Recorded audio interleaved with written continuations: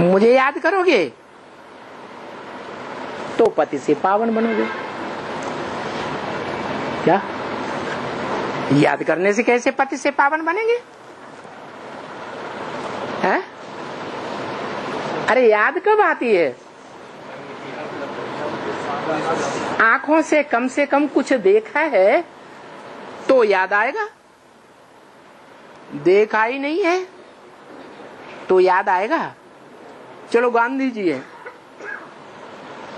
हमारा जन्म लेने से पहले ही शरीर छोड़ के चले गए, हमने नहीं देखा, तो चित्रों में देखा या नहीं देखा? देखा ना।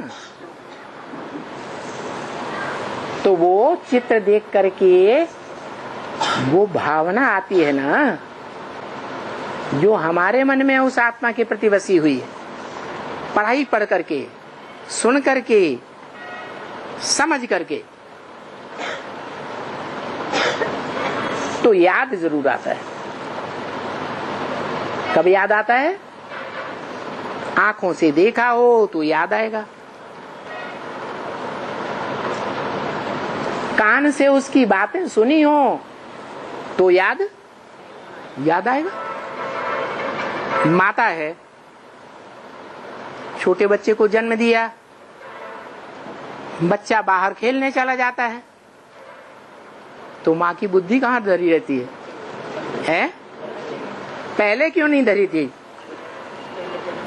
पहले न बच्चे ने जन्म लिया था, न बच्चे को देखा था, न बच्चा संग के रंग में आया था। संगात संजायते कामा, क्या संग करने से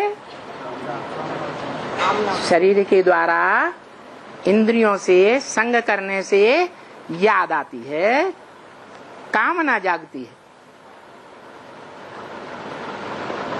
तो बताया याद भी तब आएगी जब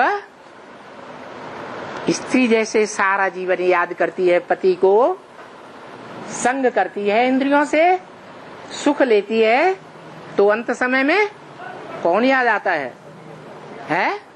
पति याद आ जाते हैं। तो कौन सा जन्म मिलता है?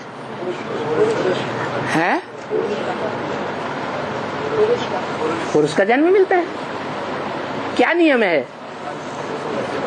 अंतमते सुगते हो गई। ऐसे ही पुरुष सारा जीवन इंद्रियों के अंगों से सुख लेता है, तो अंत समय में कौन याद आता है? स्त्री याद आ जाती है। स्त्री का वो चोला याद आ जाता है। याद आने से अंतमते सुगति हो जाती है। तो याद का इतना प्रभाव है। याद करो मुझे, लेकिन कैसे याद करेंगे और कौन याद करेंगे?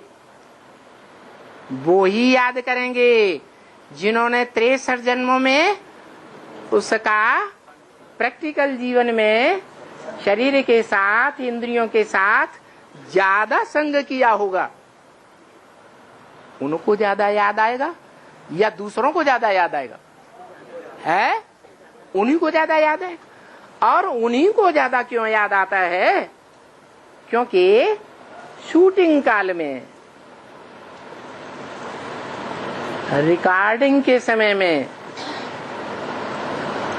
इस रंगमंच के ड्रामा के रिहर्सल के समय में, संगम युग में जिन आत्माओं ने उसको पहचाना होगा, किसको? साकार में उस निराकार को पहचाना होगा जो इस सृष्टि पर सदा कायम रहता है, 63 जन्मों में भी कायम रहता है, और पहचान करके उसका प्रैक्टिकल में संग का रंग लिया होगा। और सबसे जास्ती संग का रंग कौन सी इंद्रिय से लगता है? काम इंद्रिय से, ज्ञान इंद्रिय से या कर्म इंद्रियों से?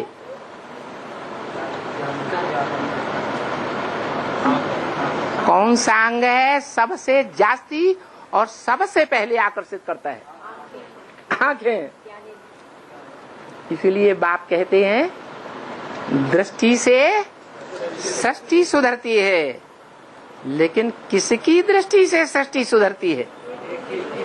जो स्वयं पहले पहले सुधरा हुआ हो, तो उसकी दृष्टि से सारी सृष्टि सुधर सकती है।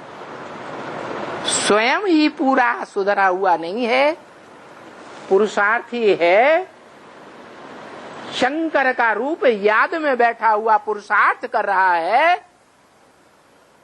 है कि नहीं? तो उसकी दृष्टि से सृष्टि सुधरेगी है? उसके चेहरे को देखते रहो तो सृष्टि सुधर जाएगी? नहीं, उसमें भी जो चेहरे धारी है, उसकी आत्मा जिसकी याद में बैठी हुई है, उसको याद करेंगे उस भ्रकुटी के बीच में, तो क्या होगा? उसकी दृष्टि से सृष्टि सुधरेगी।